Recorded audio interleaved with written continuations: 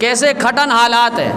ہجرت کا واقعہ، مکہ چھوڑ کر نبی علیہ السلام کو حکم ہو رہا ہے مدینہ طیبہ جائے، مشکل ترین مرحلہ ہے۔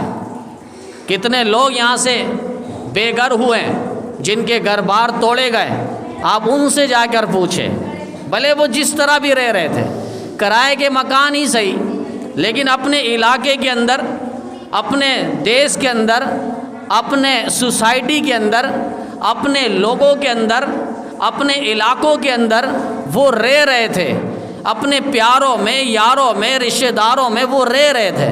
اب وہ ہم سے جدا ہو گئے، کوئی کس کالونی میں چلے گئے، کوئی کس کالونی میں، اس سے جا کر آپ پوچھیں کس طرح وہ زندگی بسر کر رہے ہیں۔ ایک ہوتا سامنے، وہ ایک دوسرے کا چہرہ دیکھ کر بھی اگر پورا دن نہیں کھایا پیا، لیکن پھر بھی اس کی بھوک کچھ حد تک کم ہو جاتی، اس کی پیاس کچھ وقت تک کے لیے بجھ جاتی۔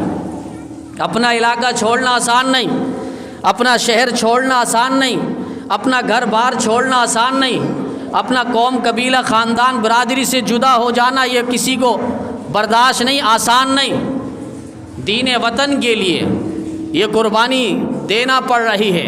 مکہ چھوڑ رہے نبی علیہ السلام، اور چھوڑتے وہ مکہ مکرمہ کو نبی علیہ السلام دیکھ کر آنسو بہا رہے ہیں، اور نبی علیہ السلام فرما رہے ہیں مکہ تیری قوم مجھے یہاں پر رہنے نہیں دیتی، مجھے یہاں سے جانا ہے، اللہ کا حکم ہو رہا ہے۔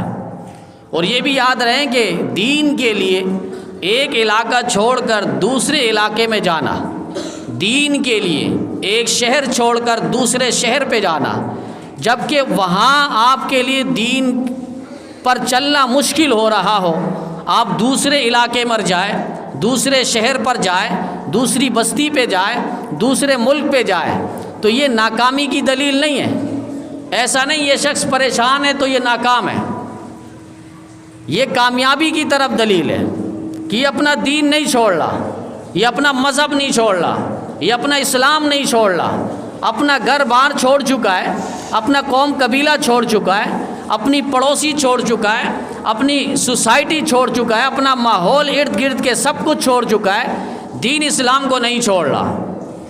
فرمایا یہ ناکامی کی دلیل نہیں، یہاں ہجرت نبی علیہ السلام فرما رہے ہیں۔ اللہ تعالیٰ نے کامیابی کی طرف واضح اشارہ فرمایا کہ یہ جو ہجرت کر رہے ہیں ان کی اللہ تعالیٰ مدد و نصرت فرمائیں گے۔ یہاں نبی علیہ السلام انتظار میں ہے کہ کب اللہ تعالیٰ کا حکم ہوگا۔ صحابہ کرام کو بھیج دیا کہ آپ لوگ ہجرت فرمائیں۔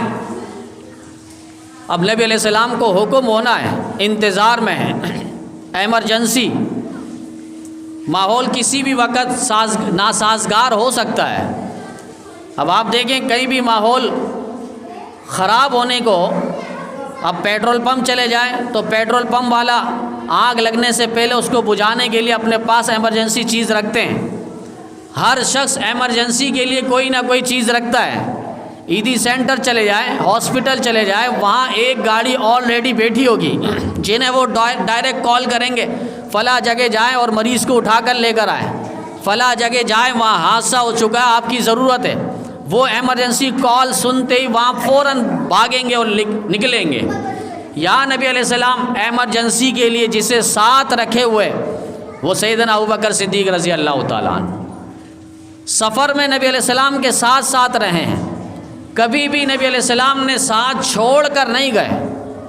یہاں تک کہ غزوہ تبوک کے موقع پر بھی حضرت سیدنا علی المرتضیٰ شیر خدا رضی اللہ تعالیٰ عنہ سے نبی علیہ السلام نے فرمایا آپ گھر والوں کو پیچھے دیکھیں، اہل و عیال کو آپ پیچھے دیکھیں، باقی ہم نکل رہے ہیں سفر کے لیے۔ ابو بکر صدیق رضی اللہ تعالیٰ عنہ کو ایسا کبھی بھی نہیں ہوا کہ نبی علیہ السلام سفر میں جا رہے ہوں۔ 27 غزوات جنگیں لڑی نبی علیہ السلام نے، اور جہاں جہاں اسفار ہوئے، سفر ہوئے، تعلیم ہو، تبلیغ ہو، دعوت ہو، ابو بکر صدیق رضی اللہ تعالیٰ عنہ نبی علیہ السلام کے ساتھ ساتھ رہے ہیں۔